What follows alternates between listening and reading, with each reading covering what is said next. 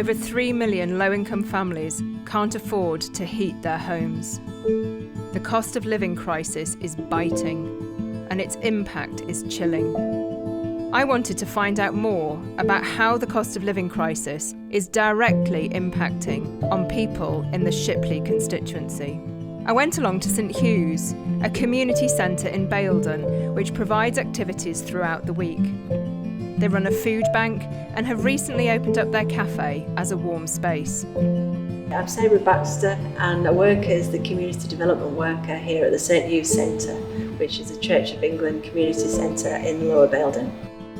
We have people coming in to have a chat, we have a craft group, then we have groups which address issues around deprivation, because we've got some of that in this community.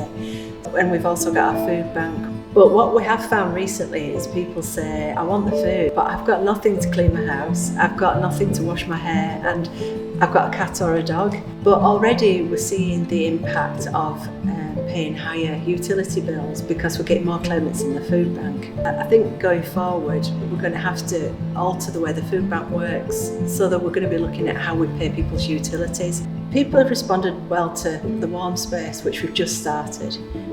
That's been quite busy. Last week was our busiest week. It's not quite as exposed as coming to a food bank where you've got to admit you've got a food poverty issue.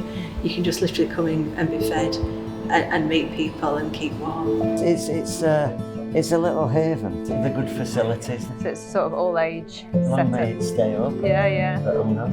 Yeah. I started off by coming to the craft group, which was day to day.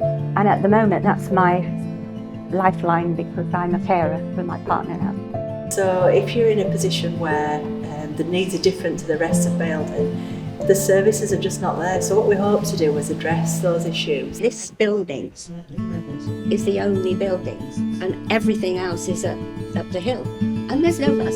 What we've found in this community is that people don't have the access to transport that they might have in the rest of Baildon. So you often see the building itself is busy, but there's no cars parked outside in the car park because it's great for us that people walk in.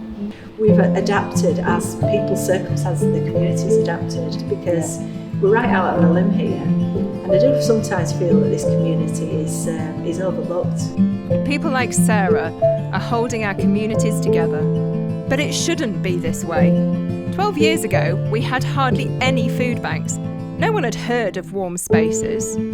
I want to be part of a Labour government that listens to people and makes different choices.